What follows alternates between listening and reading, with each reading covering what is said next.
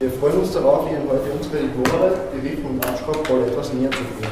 Die Riff- und Abschraubrolle wird von der Springer Maschinenfabrik schon seit mehreren Jahrzehnten verwendet.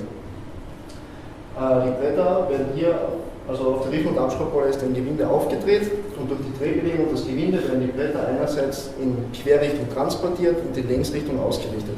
Momentan die Problematik, also das größte Problem sind eigentlich die Kosten. Somit zu unseren Lösungsansätzen.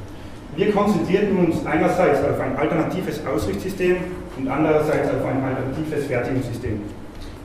Nach einer genauen Analyse stand unser Favorit fest, der hier ersichtliche Schrägkettenförderer. Nach Vollendung der Konstruktion sowie Kostenrechnung stand jedoch leider fest, dass es sich nicht auszahlen würde, dieses Konzept umzusetzen. Beim Gewindewirbeln können wir die Fertigungsdauer um ca. 80% reduzieren. Dadurch senken sich auch die Fertigungskosten um ungefähr 80%. Also bei einer Standzeit der Maschine von ungefähr 10 bis 15 Jahren, wie es bei der Springer Maschinenfabrik üblich ist, würde sich die Springer Maschinenfabrik ungefähr je nach Rollenart im Schnitt 2 bis 3 Millionen Euro ersparen.